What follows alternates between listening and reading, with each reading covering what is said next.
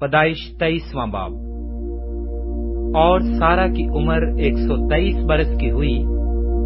سارا کی زندگی کے اتنے ہی سال تھے، اور سارا نے کریت اربا میں وفات پائی۔ یہ کنعان میں ہے، اور ہبرون بھی کہلاتا ہے۔ اور ابراہیم سارا کے لیے ماتم اور نوحہ کرنے کو وہاں گیا۔ پھر ابراہیم میت کے پاس سے اٹھ کر بنی ہت سے باتیں کرنے لگا، اور کہا کہ میں تمہارے درمیان پردیسی اور غریب الوطن ہوں۔ تم اپنے ہاں گورستان کے لیے کوئی ملکیت مجھے دو، تاکہ میں اپنے مردہ کو آنکھ کے سامنے سے ہٹا کر دفن کر دوں۔ تب بنی ہت نے ابراہیم کو جواب دیا کہ اے خداوند ہماری سن، تو ہمارے درمیان زبردست سردار ہے۔ ہماری قبروں میں سے جو سب سے اچھی ہو، اس میں تو اپنے مردہ کو دفن کر۔ ہم میں سے ایسا کوئی نہیں جو تجھ سے اپنی قبر کا انکار کرے، تاکہ تو اپنا مردہ دفن نہ کر سکے۔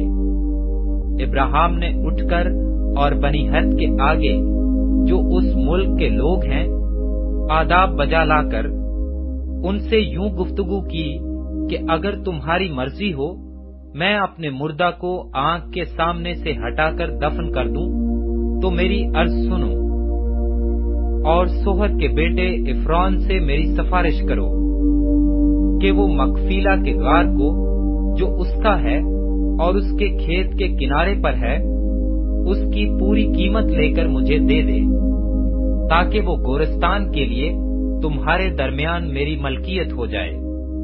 اور عفرون بنی ہت کے درمیان بیٹھا تھا۔ تب عفرون ہتی نے بنی ہت کے سامنے ان سب لوگوں کے روبرو جو اس کے شہر کے دروازہ سے داخل ہوتے تھے ابراہیم کو جواب دیا، اے میرے خداوند، یوں نہ ہوگا، بلکہ میری سن، میں یہ کھیت تجھے دیتا ہوں، اور وہ غار بھی جو اس میں ہے تجھے دیے دیتا ہوں۔ یہ میں اپنی قوم کے لوگوں کے سامنے تجھے دیتا ہوں، تو اپنے مردہ کو دفن کر۔ تب ابراہیم اس ملک کے لوگوں کے سامنے جھکا۔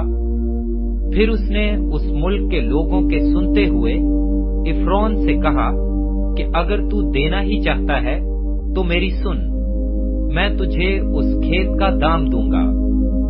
یہ تو مجھ سے لے لے تو میں اپنے مردہ کو وہاں دفن کروں گا۔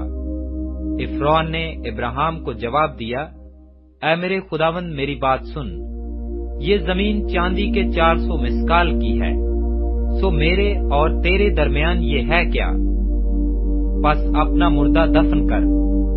اور ابراہیم نے عفرون کی بات مان لی، سو ابراہیم نے عفرون کو اتنی ہی چاندی تول کر دی جتنی کا ذکر اس نے بنی ہت کے سامنے کیا تھا، یعنی چاندی کے 400 مسکال، جو سوداگروں میں رائج تھی۔